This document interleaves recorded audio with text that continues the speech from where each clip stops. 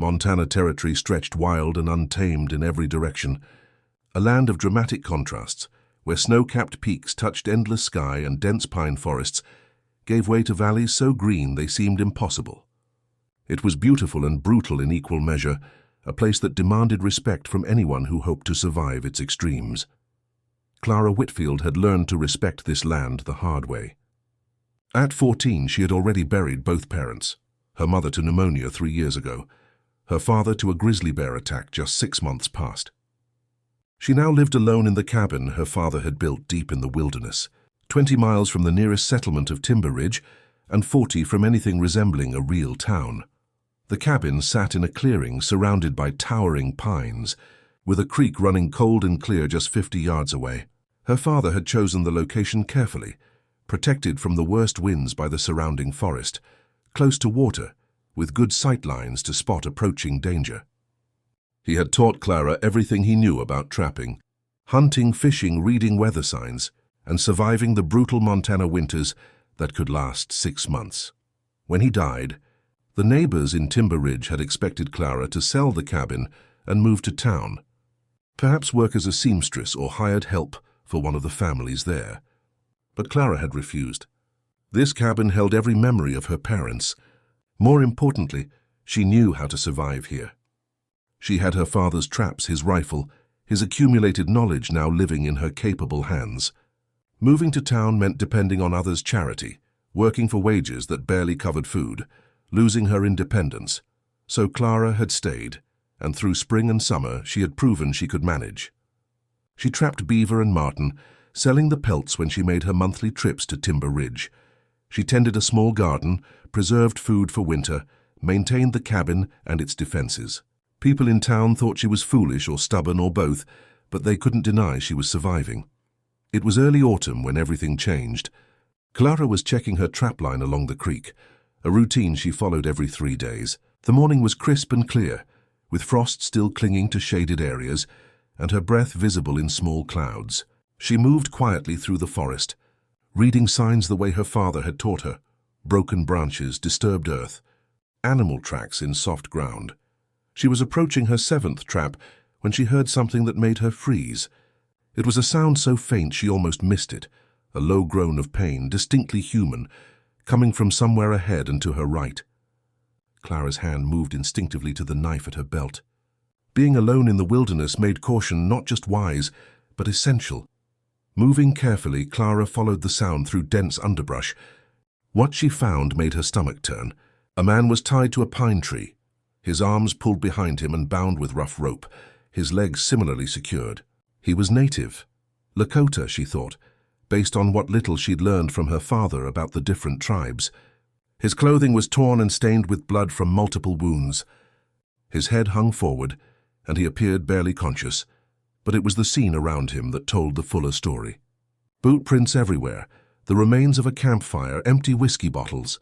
Bounty hunters, Clara realized with growing anger.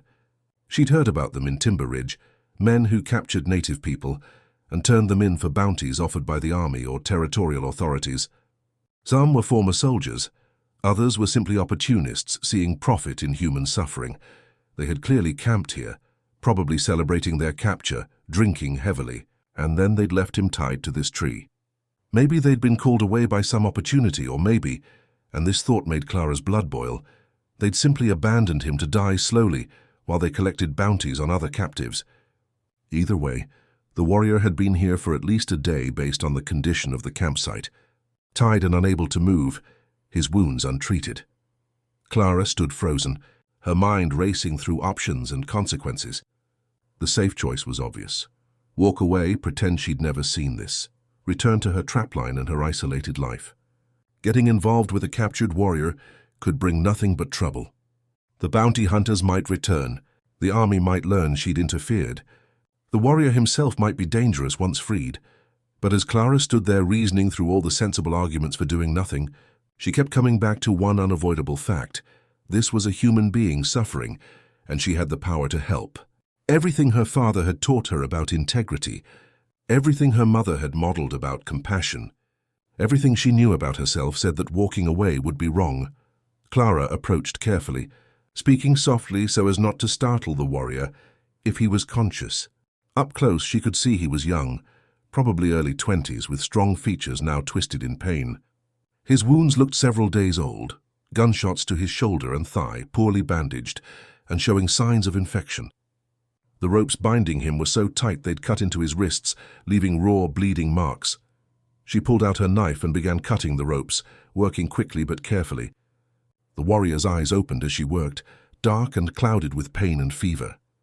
He looked at her with confusion, trying to speak, but managing only a hoarse whisper in a language she didn't understand. Clara kept talking softly as she worked, more to calm him than because she expected him to understand. She told him she was cutting him free, that she meant no harm, that she had a cabin nearby where she could tend his wounds. Whether he comprehended her words or simply read her intent from her actions, some of the tension left his body. When the last rope fell away, the warrior tried to stand but immediately collapsed.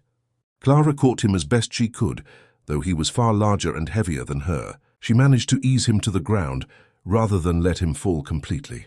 His eyes closed again, and Clara felt fear spike through her. If he died right here, all her risk and effort would be for nothing. She assessed the situation with the practical mindset her father had drilled into her. The warrior was too heavy for her to carry the full distance to her cabin, at least 3 miles through forest and rough terrain. But she couldn't leave him here unprotected while she went for help that didn't exist. Her only option was to get him mobile enough to move with her assistance. Clara gathered supplies from her pack, jerky and water, which she offered to the warrior. He accepted with obvious gratitude, drinking deeply and eating slowly. The food and water seemed to revive him slightly. Through gestures and halting attempts at communication, Clara managed to convey that they needed to move. The warrior nodded, understanding the danger of remaining in the open. The journey back to Clara's cabin took hours and tested both of them to their limits. The warrior, who Clara learned through gestures was called Running Wolf, could barely walk even with her support. They had to stop frequently for him to rest, and twice Clara thought they wouldn't make it as fever and pain threatened to overwhelm him completely. But finally, as afternoon shadows lengthened through the pines, they reached Clara's cabin. She helped Running Wolf inside and onto her father's bed, the only real bed in the single-room structure. He collapsed onto it with a groan that might have been relief or exhaustion or both. Clara immediately set to work with the medical supplies her father had maintained. Living this isolated meant being prepared to treat injuries without access to doctors. She had bandages, carbolic solution for cleaning wounds, herbs her mother had taught her about, and a bottle of whiskey for the worst situations. Cleaning and properly dressing Running Wolf's wounds was gruesome work. The gunshot to his shoulder had passed through cleanly, but the one in his thigh had left the bullet lodged deep. Clara knew she was out of her depth, but she also knew infection would kill him if she didn't try. Using tools sterilized in boiling water, and more courage than she knew she possessed, she probed for and eventually extracted the bullet while Running Wolf bit down on a leather strap to muffle his cries. By the time she finished, they were both exhausted and shaking. Clara bandaged the wounds as best she could, gave Running Wolf water mixed with willow bark for pain and fever, and then collapsed in her chair by the fire. She had just committed herself to a course of action that could have serious consequences. The bounty hunters might come looking for their escaped captive. The army might learn she was harboring a fugitive. Even if those dangers never materialized, she was now alone in a cabin with a warrior from a tribe many settlers feared. But as Clara sat there watching Running Wolf's labored breathing gradually steady into something more like sleep, she felt the same certainty that had driven her to cut him free. She had done the right thing. Whatever came next, she would face it knowing she had chosen compassion over convenience, courage over caution. That night, Clara slept fitfully in her chair, keeping the fire burning and checking frequently on her patient. Running Wolf drifted in and out of consciousness, sometimes speaking in Lakota, sometimes simply groaning in pain. Each time he stirred, Clara was there with water or a cool cloth for his fevered forehead. By morning, the fever had broken slightly. Running Wolf's eyes opened and focused on Clara with clarity they hadn't shown the previous day. He spoke, and though she didn't understand the words, his tone conveyed gratitude. Clara nodded, offering him more water and the thin soup she'd prepared. Over the following days, a routine developed. Clara continued checking her trapline and maintaining her usual survival tasks, but now she also cared for Running Wolf. His wounds slowly began to heal, the angry red of infection gradually fading to healthier pink. His strength returned incrementally, and he was soon able to sit up, then to stand and move around the cabin. Communication remained difficult, but they developed a system of gestures, drawings, and slowly learned words from each other's languages. Running Wolf taught Clara words in Lakota. She taught him more English, which he seemed to understand better than he could speak. Through this halting communication, stories emerged. Running Wolf told her about his people, about being hunted not for any crime, but simply for existing outside the reservations where the government insisted all native people must live. He spoke of broken treaties, of promised supplies that never arrived, of families separated and traditions destroyed. He drew pictures in the dirt of his homeland, of the sacred sites now claimed by miners and settlers, of the buffalo herds that had sustained his people for generations, now hunted to near extinction. Clara told Running Wolf about her parents, about her father teaching her to survive in this wilderness, about choosing to stay in the cabin rather than move to town. She explained how she trapped and traded, how she managed alone in a place most people thought too dangerous for a girl her age. As the days passed, something unexpected developed between them. Not romance. Clara was too young and their situations too precarious for that. But friendship, or perhaps something deeper than friendship, recognition. They were both survivors, both navigating worlds that didn't quite have space for them, both choosing difficult paths because the alternatives felt like surrender. Running Wolf began helping with tasks as his strength returned. He was remarkably skilled at repairing things.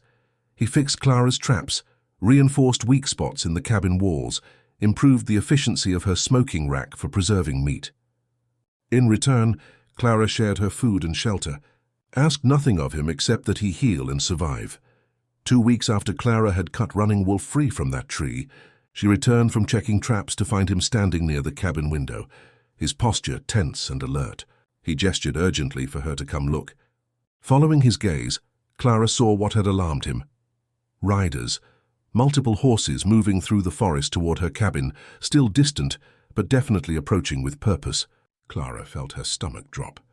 This was what she had known might come. Consequences for her choice, payment for her compassion. But as Running Wolf turned to face her, his expression wasn't fear for himself. It was concern for her. He spoke quickly in Lakota, gesturing toward the forest, clearly indicating she should hide or run while he stayed to face whoever was coming. He was offering to sacrifice himself to protect her. Clara shook her head firmly. She had made her choice 2 weeks ago when she cut him free. She wasn't going to abandon him now. Whatever was coming, they would face it together. She retrieved her father's rifle and checked that it was loaded, then positioned herself where she could see the approach clearly. As the riders drew closer, Clara tried to count them, at least 6, possibly more, moving in a loose formation that suggested they knew what they were looking for. Her hands tightened on the rifle. This many riders meant serious intent. The bounty hunters must have returned to find their captive gone and tracked him here. Or perhaps the army had learned about a missing warrior and was conducting a systematic search. Running Wolf stood beside her, weaponless but ready, his presence solid despite his still healing wounds. He spoke softly in English, words he must have been practicing. "You, good person, I remember. My people, remember."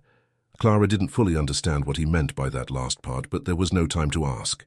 The riders had reached the clearing and were now clearly visible, arranging themselves in a semicircle facing her cabin. She could see their faces now, read their postures and intentions. What she saw made her breath catch and her assumptions shatter. These weren't bounty hunters in worn trail clothes. These weren't army soldiers in uniform.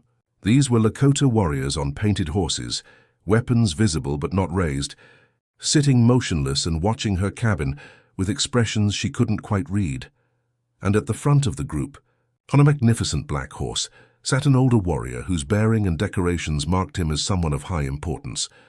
He raised his hand in a gesture that could have been greeting or signal, and the entire group remained absolutely still, waiting. Running Wolf moved to the cabin door, opening it slowly. He stepped outside, his hands visible and empty, his posture respectful but not submissive. He called out in Lakota, his voice carrying across the clearing. And the conversation that followed was in a language Clara couldn't understand, but whose emotional weight needed no translation. The older warrior responded, his voice deep and commanding but not angry. Other voices joined the exchange, questions, answers, gestures toward the cabin and toward Running Wolf. Clara stood frozen in her doorway, rifle still in her hands but lowered, watching this interaction and trying to understand what was happening. Finally, Running Wolf turned back to her and spoke in his halting English. What he said would change everything Clara thought she understood about the choice she'd made and the consequences now unfolding. "My father," Running Wolf said, gesturing to the older warrior. "Chief, he looked for me. Long time." He paused, searching for words. "He come. For you." The clearing around Clara's cabin held an impossible scene, a 14-year-old girl in worn frontier clothing standing in her doorway, facing a semicircle of Lakota warriors, mounted on horses whose painted markings spoke of honor and status. The morning sun filtered through the towering pines, casting dappled shadows across a tableau that seemed frozen between possibilities. Clara's mind raced to process Running Wolf's words. His father was a chief. The riders had come for her, not just for Running Wolf, but what did that mean? Were they here to punish her for interfering with the bounty hunter's captive? To ensure Running Wolf's safety by eliminating the witness to his location?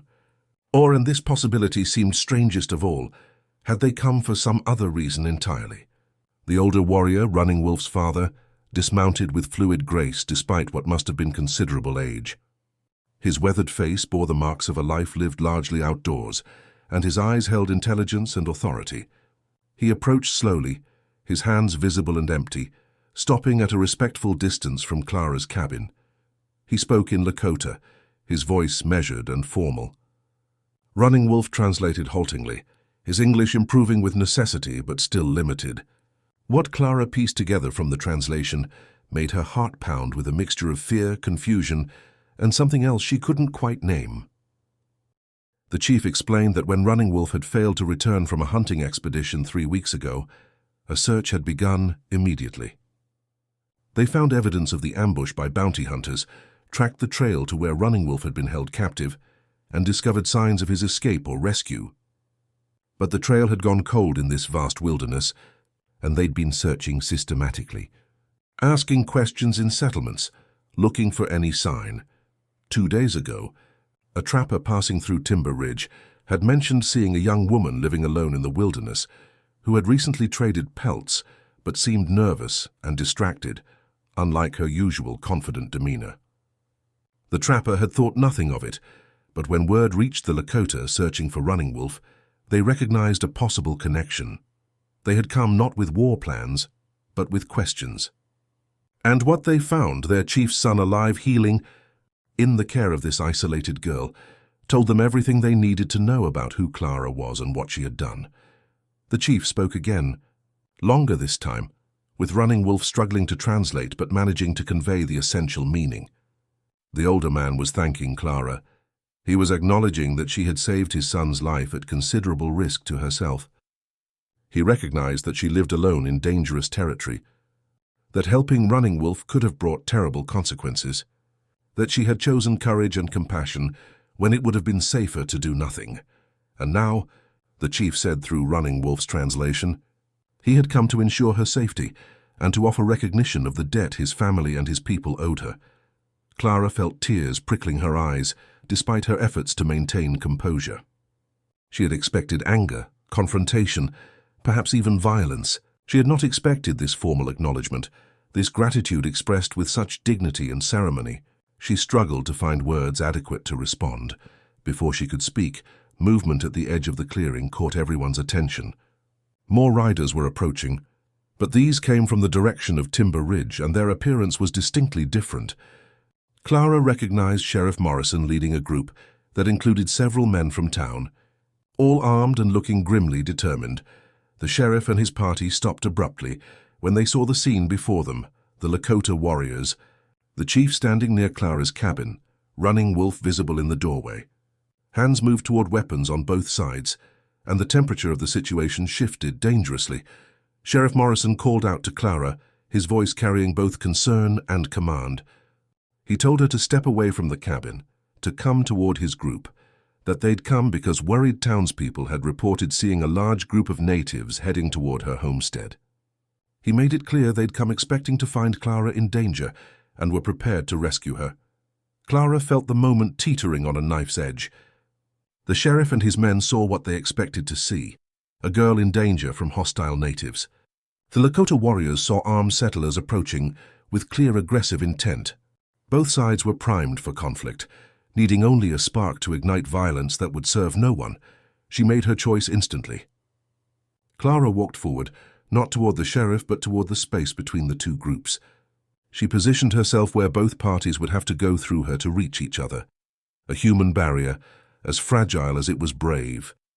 Her voice rang out clearly, surprisingly strong for someone so young.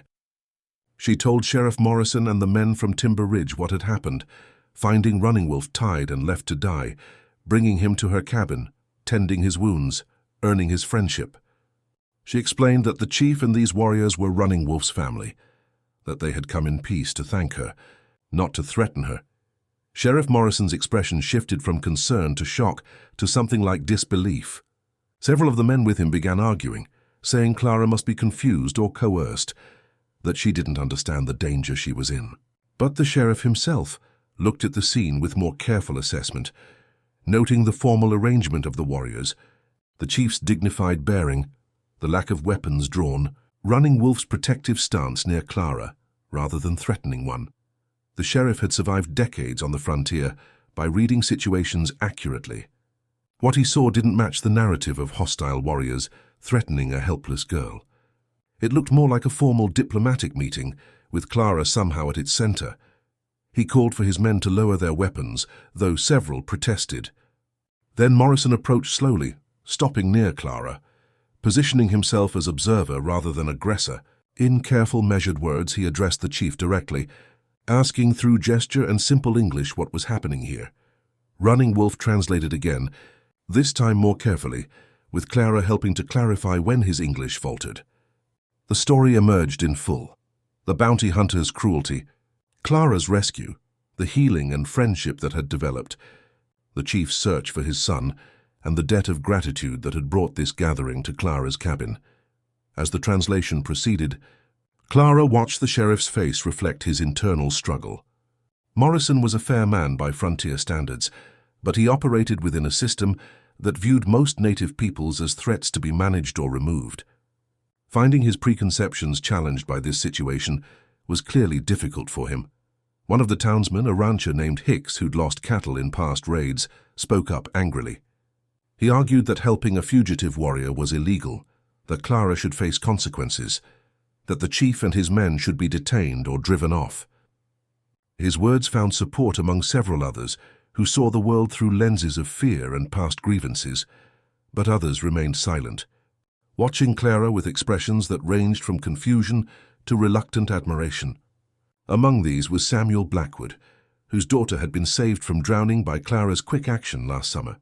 Samuel spoke up quietly, reminding the others of Clara's character, of how she'd chosen to live alone and independent rather than burden the town, of the respect she'd earned through honest dealing and hard work. The debate among the settlers might have continued indefinitely, but the chief made a decisive move.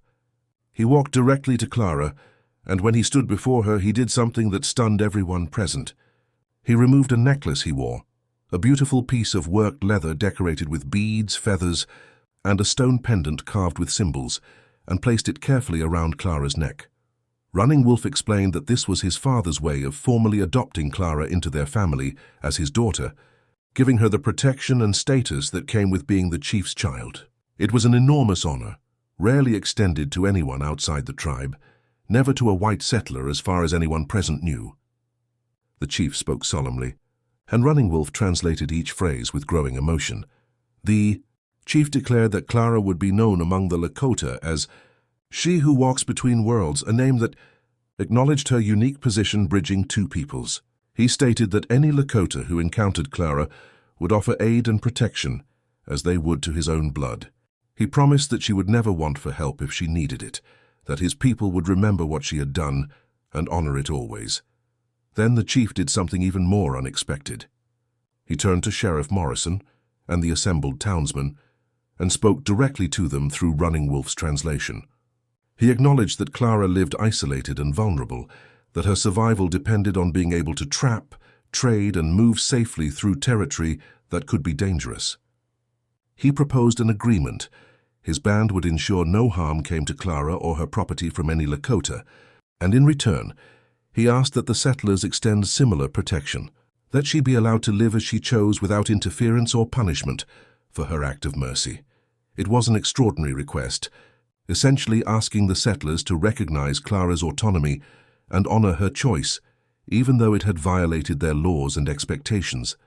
Sheriff Morrison looked uncomfortable, clearly aware that he had no authority to make such agreements on behalf of the territorial government.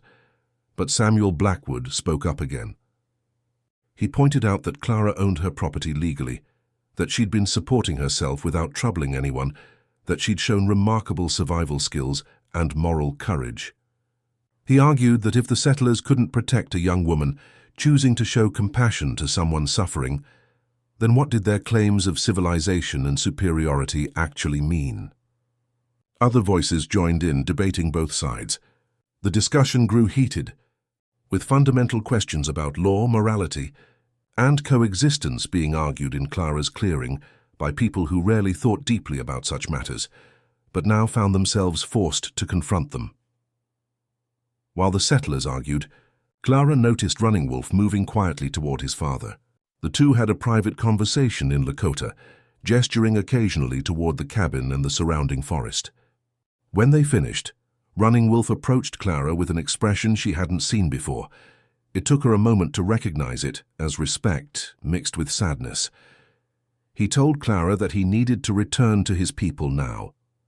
His wounds were healed enough for travel, and staying longer risked bringing more complications to her life. But before he left, he wanted her to know something important. He said that she had taught him that courage existed in all peoples, that the boundaries they drew between themselves and others were often lies told to make violence easier to justify. Running Wolf pulled from his clothing a small leather pouch, similar to one Clara's father used to carry his most valuable possessions. Inside was a collection of items: carved beads, smooth stones, strips of cloth with intricate patterns. He explained through words and gestures that these were tokens he had gathered during his life, each representing a memory or lesson. He wanted Clara to have them, to remember their friendship and what they had learned from each other. Clara accepted the pouch with trembling hands, then did something that made several townsmen gasp in alarm. She hugged Running Wolf simply and directly, the way she would have hugged a friend facing a dangerous journey. For a moment he stood frozen, clearly surprised, then returned the embrace with gentle care. When they separated, Clara saw that tears marked Running Wolf's face, matching the ones streaming down her own. They had known each other only weeks, but intense circumstances had forged a connection that transcended the usual pace of friendship. They had been vulnerable together, had depended on each other for survival, had proven that understanding could exist across boundaries that most people considered absolute. The chief gave a signal, and the Lakota warriors began preparing to depart. But before they mounted their horses, several approached Clara individually, offering their own gestures of respect: a feather, a small carved figure, brief words in Lakota that Running Wolf translated as blessings and thanks. Sheriff Morrison watched all this with an expression that suggested his worldview was undergoing uncomfortable revision. When the Lakota were ready to depart, he made his own unexpected choice. He addressed the chief formally, stating that while he couldn't speak for territorial authorities, he personally would ensure that Clara faced no legal consequences for helping Running Wolf. He couldn't promise what other settlers might do, but he would stand witness that her actions had come from compassion rather than hostility, and he would testify to that if ever required. It wasn't a complete guarantee of safety, but it was more than Clara had dared hope for. She nodded gratefully to the sheriff, who looked uncomfortable with being thanked for doing what he was slowly realizing was simply decent.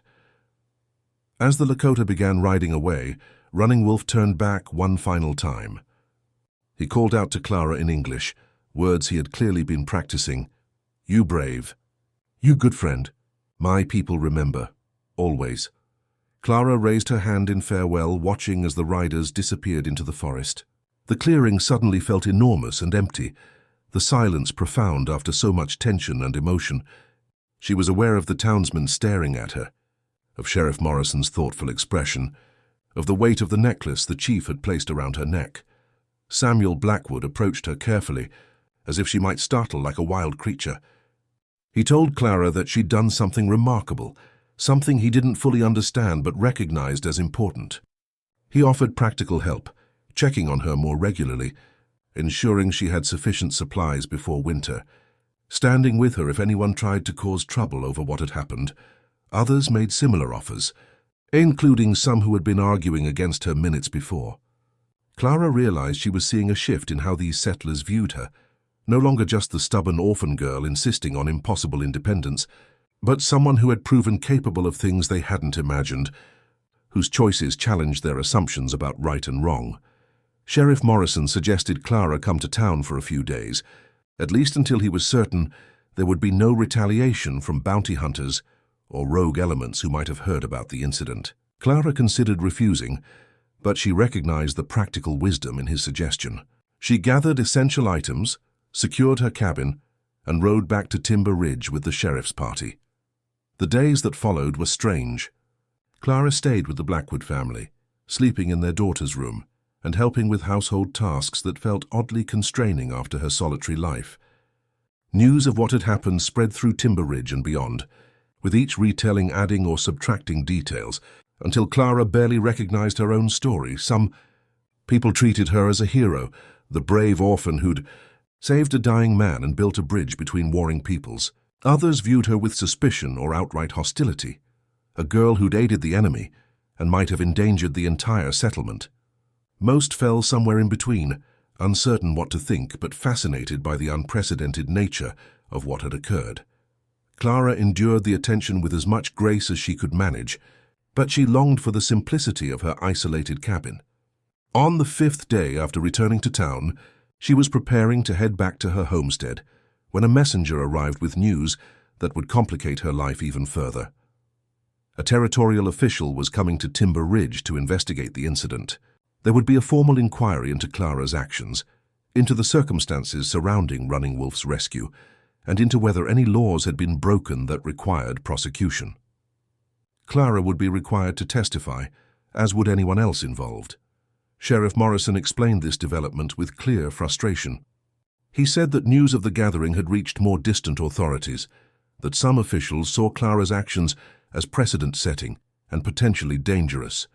If settlers started helping native fugitives, even from humanitarian motives, it could undermine the entire system designed to force assimilation and reservation living. Clara felt exhaustion wash over her. She had made a simple moral choice, and now it was becoming entangled in politics and policies far beyond her understanding or control. She wanted to simply return to her cabin and her traplines, to the straightforward challenges of survival, rather than these complicated questions of law and authority. But Samuel Blackwood, who had been present for the conversation, made an unexpected offer. He said he would represent Clara at the inquiry, would speak on her behalf and help her navigate the legal complexities. He wasn't a trained lawyer, but he'd been a judge back east before coming west, and he understood how such proceedings worked. Clara accepted gratefully, realizing she had found an ally in unexpected places. As she lay in the Blackwoods' guest room that night, she thought about the chain of events that had begun with finding Running Wolf tied to that tree. She had thought she was making one choice, to help or not help a suffering person. But that choice had cascaded into dozens of others, each with its own consequences, each revealing something about the world and the people in it. The necklace the chief had given her lay on the dresser, catching moonlight from the window. She who walks between worlds, Running Wolf had translated. Clara hadn't asked to be a bridge between peoples, hadn't sought to become a symbol of anything.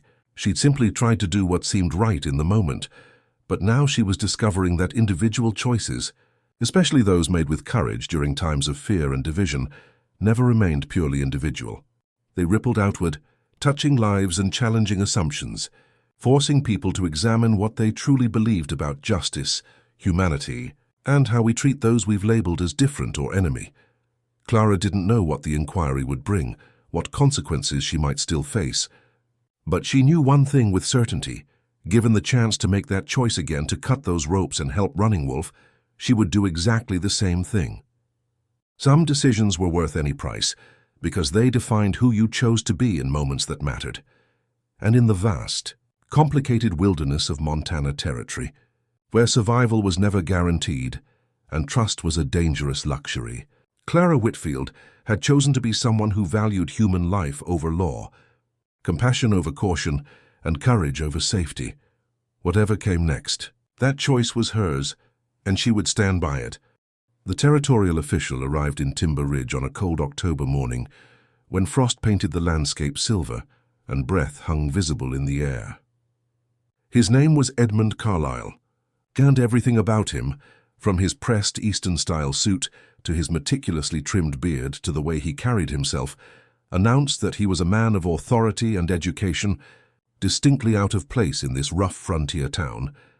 Carlyle had brought with him a clerk to record proceedings, a military liaison to represent army interests, and an air of predetermined conclusions that made Clara's stomach clench with anxiety. The inquiry would be held in Timber Ridge's meeting hall, the same building that served as church, courtroom, and community center, depending on the day's needs. Samuel Blackwood had spent the previous week preparing Clara for what to expect. He explained that this wasn't a trial in the formal sense. She wasn't being charged with a crime, but rather an investigation, to determine if charges should be filed and what precedent might be set by her actions. The distinction felt minimal to Clara, who would be questioned and judged either way. The morning of the inquiry, Clara dressed in the best clothes she owned, a simple dress that had belonged to her mother, carefully mended and pressed for the occasion. The necklace the chief had given her hung beneath her collar, hidden but present, a reminder of why she'd made the choices now under scrutiny. The meeting hall filled quickly with townspeople eager to witness the proceedings.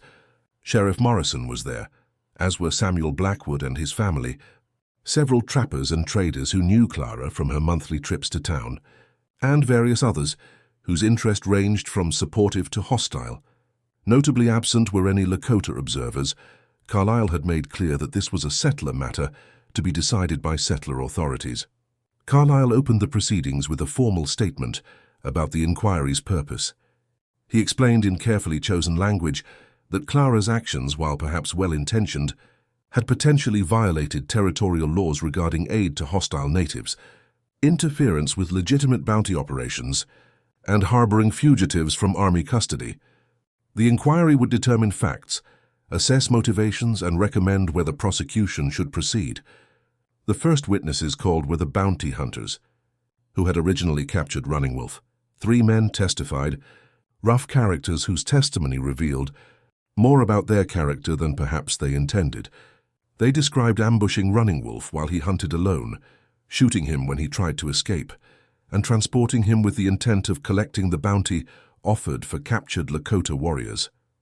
When asked why they'd left him tied to a tree rather than bringing him directly to authorities, their answers grew evasive. One claimed they'd been tracking other hostiles and planned to collect multiple bounties in one trip. Another said they'd been waiting for Running Wolf's wounds to stabilize before moving him. But under Samuel Blackwood's careful questioning, the truth emerged. They'd been drinking heavily, had argued about whether to split the bounty or hold out for larger game, and had essentially abandoned their prisoner to die while they pursued other opportunities. This testimony meant to establish that Clara had interfered with legitimate operations, instead painted a picture of callous cruelty that made several observers shift uncomfortably. Even Carlyle's expression showed distaste, though he maintained his official neutrality. Next, Sheriff Morrison testified about the scene he'd witnessed at Clara's cabin, the Lakota warriors, the chief's formal acknowledgement of debt, the apparent respect all parties showed for Clara. He described the tension of that moment and how close it had come to violence, prevented only by Clara's courage in standing between the two groups. Carlyle pressed Morrison on whether Clara had been coerced or manipulated by Running Wolf, suggesting perhaps she'd been threatened into providing aid. The sheriff shook his head firmly, stating that in his judgment, Clara had acted of her own free will, based on moral conviction rather than fear or manipulation. Several townspeople testified next, offering varied perspectives on Clara's character and the situation's implications. Marcus Hicks, the rancher who'd lost cattle in previous raids, argued forcefully that helping any Lakota warrior set a dangerous precedent that would embolden attacks on settlers. Others countered with accounts of Clara's honesty in trading, her independence, and her demonstrated survival skills that proved she was no naive child, easily fooled. The testimony continued through the morning, building a complex picture of events and motivations. Some witnesses Clara had never met spoke about abstract principles of law and order. Others who knew her well spoke about her character and the circumstances that had shaped it. The clerk's pen scratched constantly across paper, recording every word for whatever official purposes these proceedings served. After a brief midday recess, Carlyle called Clara herself to testify. She walked to the front of the hall feeling every eye upon her, acutely aware that her words now could determine her future. Samuel Blackwood gave her an encouraging nod as she passed. Carlyle's questions started simple, establishing basic facts about how she'd found Running Wolf, what condition he'd been in, what actions she'd taken. Clara answered directly, neither embellishing nor minimizing the truth. Yes, she'd cut him free. Yes, she'd brought him to her cabin. Yes, she'd tended his wounds and nursed him back to health over 2 weeks. Then Carlyle's questions became more pointed. Had she considered that she was violating territorial law? Yes, she had. Had she understood that Running Wolf was a fugitive from legitimate custody? She'd understood he was a prisoner, though she questioned the legitimacy of being shot and left to die. Had she considered the danger she was placing herself and other settlers in by aiding a hostile warrior? This question made Clara pause. She looked at Carlyle directly, then let her gaze sweep across the assembled townspeople before answering. She said that she'd found a human being suffering and dying, that everything her parents had taught her said that situation required action regardless of risk or law. She explained that Running Wolf had been no threat to anyone while wounded and helpless, that he'd shown nothing but gratitude and respect while healing, that he'd ultimately proven more honorable than the bounty hunters who'd abandoned him to a slow death. Carlyle pressed harder, asking if Clara understood that her individual sense of morality couldn't supersede established law. That civilization required rules and consequences. Clara took a breath before responding, feeling the weight of the moment. She acknowledged that she understood the principle, but asked Carlyle a question in return. What kind of civilization were they building if its laws required good people to ignore suffering? She said her father had taught her that law was meant to serve justice, and when law demanded injustice, good people had an obligation to choose conscience over compliance. The room erupted in murmurs, some approving, others scandalized. Carlyle's expression hardened, and he lectured Clara about the dangers of individuals deciding which laws to follow. He painted a picture of anarchy and chaos if everyone simply acted on personal moral judgment without regard for legal authority. Samuel Blackwood rose to object, pointing out that Carlyle was arguing philosophy rather than establishing facts. The official allowed the objection, but continued pressing Clara on whether she regretted her actions, whether she understood the broader implications, whether she would do the same thing again. Clara's answer was simple and unwavering. She would make exactly the same choice. She couldn't claim to know all the implications or to understand complex policy. But she knew that walking past a dying person because helping them was illegal or inconvenient would have made her something she refused to become. Carlyle called for a recess, clearly frustrated that his questioning had not produced the contrition or admission of wrongdoing he'd apparently expected. During the break, several townspeople approached Clara with quiet words of support. Others avoided her gaze, uncomfortable with the moral questions she'd raised. The afternoon session brought unexpected testimony. A fur trader named Jacques Fontaine, who traveled widely through the territory, testified that he'd heard from multiple Lakota bands about the girl who walks between worlds. He explained that Clara's actions had become known among various tribes, that she was spoken of with respect and honor, that multiple bands had declared she would be protected if encountered. Fontaine added something that made Carlyle lean forward with interest. The incident had sparked conversations among different Lakota groups about the possibility of peaceful trade relationships with settlers who proved trustworthy. While no formal agreements had been reached, Clara's actions had apparently opened doors that had seemed permanently closed. The military liaison, a Captain Reynolds who'd been silent until now, asked Fontaine if this meant the Lakota were less likely to attack settlements. Fontaine shrugged and said he couldn't make such predictions, but he noted that anything that created communication and mutual recognition of humanity between groups in conflict had to be better than continued cycles of violence and retaliation. Dr. Hendricks, who'd been summoned from a neighboring settlement where he practiced, testified about the medical aspects of the case. He stated that based on his examination of Running Wolf's wounds and Clara's description of their condition when she found him, the warrior would certainly have died within another day without intervention. He added that Clara's treatment, while rudimentary, had been fundamentally sound and showed knowledge remarkable for someone her age. When Carlyle asked whether Dr. Hendricks thought Clara should face consequences for providing this medical aid, the doctor's response was sharp. Any system that would punish someone for basic humanitarian medical care was morally bankrupt, regardless of what laws might technically say. As afternoon shadows lengthened and the inquiry stretched into its second day, a commotion outside the meeting hall interrupted proceedings. A rider had arrived with urgent news. A group of Lakota warriors, approximately 20 in number, had been spotted approaching Timber Ridge. They carried white flags and appeared peaceful, but their presence so close to the settlement during the inquiry was causing alarm. Sheriff Morrison and several armed men went to meet the approaching group, while Carlyle ordered the inquiry to continue. But concentration was difficult, as everyone wondered what this new development meant.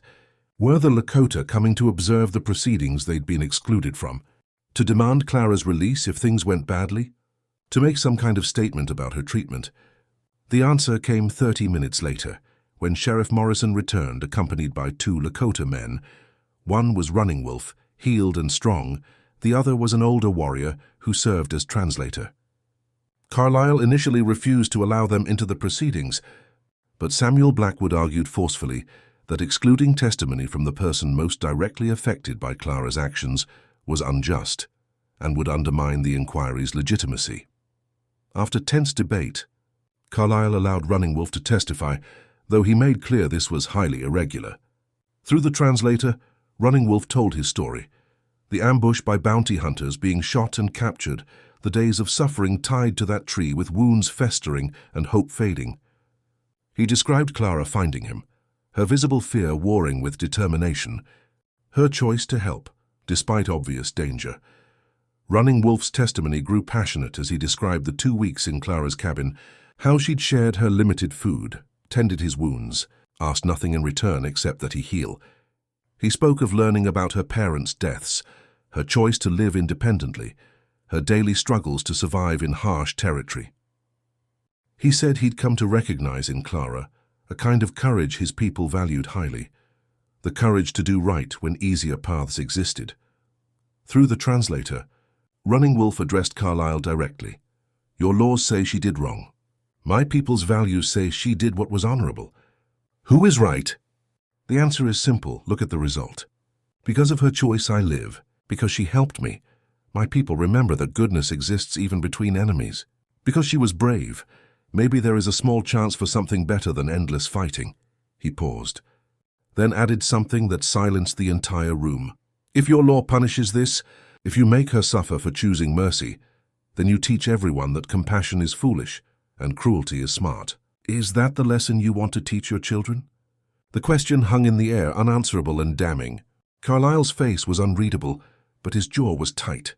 He dismissed Running Wolf's testimony as not relevant to legal determinations, but even he seemed to recognize the weakness of that position. The inquiry concluded, late on the second day, with Carlyle stating he would take several days to review all testimony and prepare his findings and recommendations. Clara was ordered to remain in Timber Ridge during this period, essentially under informal house arrest, though not officially charged with anything. Those waiting days were among the longest of Clara's life. She stayed with the Blackwood family, helped with their daily tasks, and tried not to think about what Carlyle might decide. The entire town seemed to hold its breath, with people taking sides and arguing in shops and saloons about what justice required in this unprecedented situation. Running Wolf and his companions remained camped outside Timber Ridge, their presence a constant reminder that this inquiry's outcome mattered beyond just Clara's personal fate.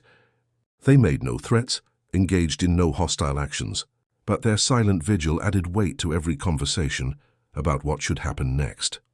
On the third day of waiting, Clara took a walk to clear her head, accompanied by Sarah Blackwood, Samuel's daughter, who'd become something like a friend.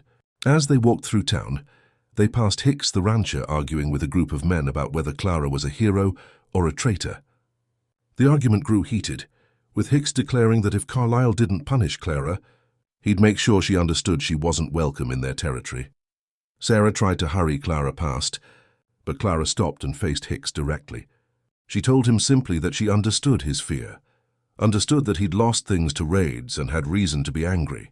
But she said that her helping one wounded man hadn't caused his losses, and punishing her wouldn't prevent future ones. The only way forward was finding ways for different peoples to see each other's humanity. And that started with individual choices to show mercy rather than cruelty. Hicks had no response to this, and Clara walked away feeling oddly empowered. She'd spoken her truth clearly, without apology or qualification, and whether it changed anyone's mind or not, it felt important to have said it. Finally, on the fourth day, Carlyle announced he was ready to deliver his findings. The meeting hall filled once again, the atmosphere tense with anticipation. Clara sat beside Samuel Blackwood, her hands folded in her lap to hide their trembling. Through the window, she could see Running Wolf and several other Lakota warriors positioned where they could observe, their presence a statement without words. Carlyle stood before the assembled crowd with papers in hand, his expression carefully neutral. He began by summarizing the testimony and evidence, reviewing the key facts of the case. His delivery was dry and bureaucratic, giving no hint of his conclusions. Then he reached his findings. Carlyle stated that Clara had indeed violated several territorial statutes regarding aid to fugitive natives and interference with bounty operations. Technically, prosecution would be justified under existing law. However, Carlyle continued, the circumstances of this case presented extraordinary mitigating factors that warranted reconsideration. He noted that Running Wolf had been left to die in violation of basic human decency, that the bounty hunter's actions had been negligent at best and deliberately cruel at worst. He acknowledged that Clara had acted from humanitarian motives, without apparent strategic or hostile intent. He referenced the unprecedented diplomatic opportunity her actions had created. With multiple Lakota bands now open to communication they'd previously rejected. Most importantly, Carlyle said, this case revealed fundamental questions about what kind of society the territory was building.